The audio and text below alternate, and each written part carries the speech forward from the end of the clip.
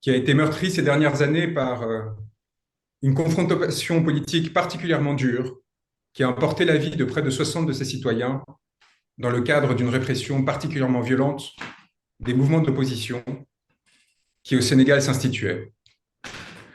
La liberté de M. Sonko emporte celle d'un peuple qui souhaite, le 24 février prochain, pouvoir choisir librement et souverainement ceux qui auront à le diriger et le représenter.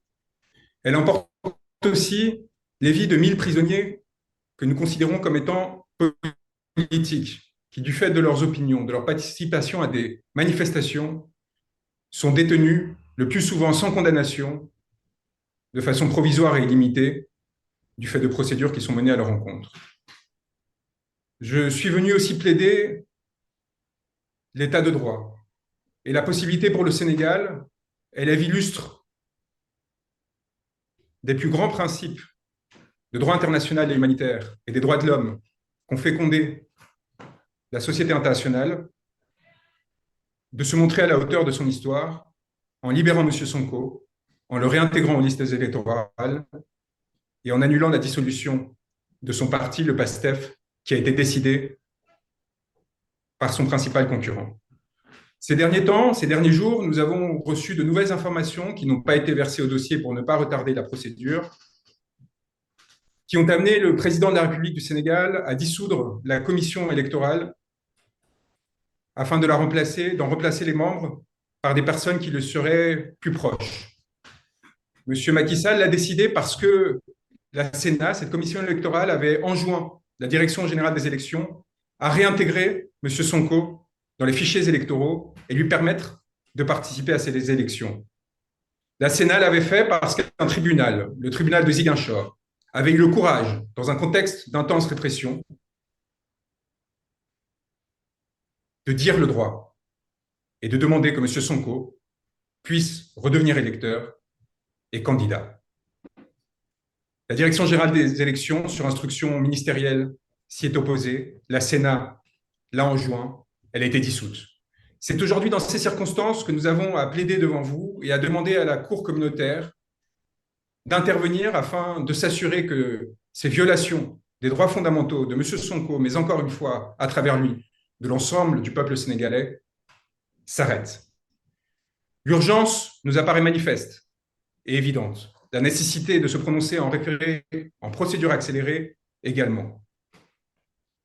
Nous sommes à quelques semaines de la déclaration par le Conseil constitutionnel des listes de candidatures qui vont permettre à certaines personnes de se présenter à l'élection de février 2024.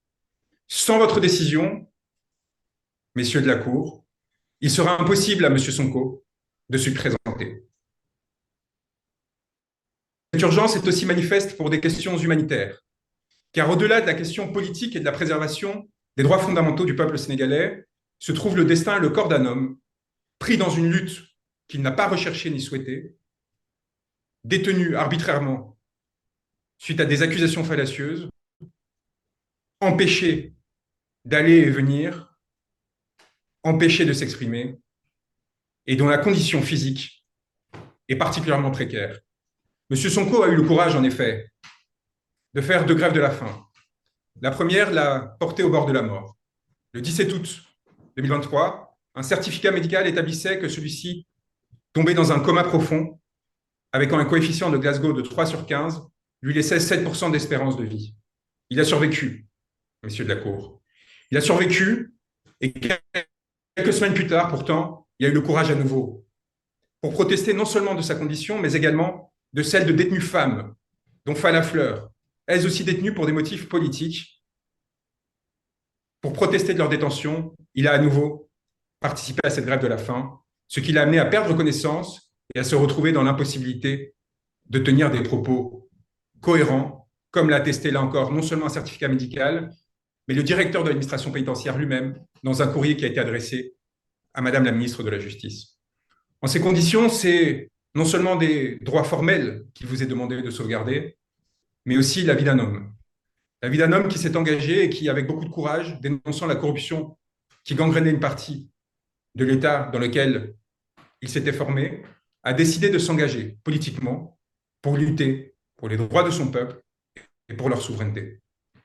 Il apparaît que, au sein du contexte actuel, dans les institutions sénégalaises, nous avons été l'objet d'un certain nombre de mesures qui nous ont empêchés de défendre M. Sonko, qui ont empêché à M. Sonko de faire respecter le droit et qui enfin aujourd'hui menacent, au-delà de sa situation et de ses circonstances, la stabilité du pays dans son entier.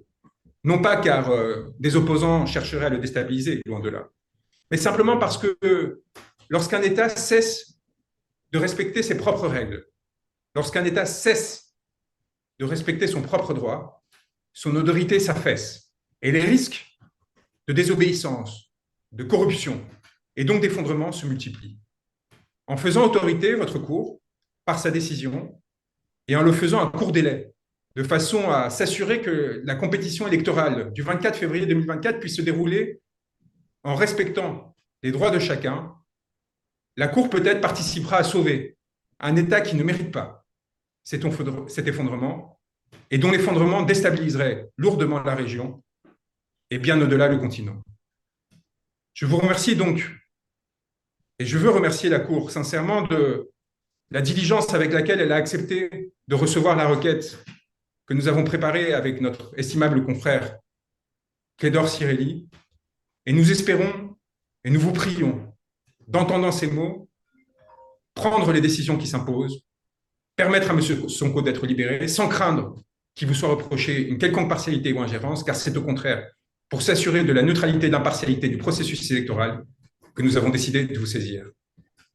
C'est donc encore une fois, et pour achever, avec honneur, avec émotion, que pour la première fois devant cette cour estimable, il vous est prié, au nom du peuple sénégalais, de rendre à M. Sonko ses droits, sa liberté.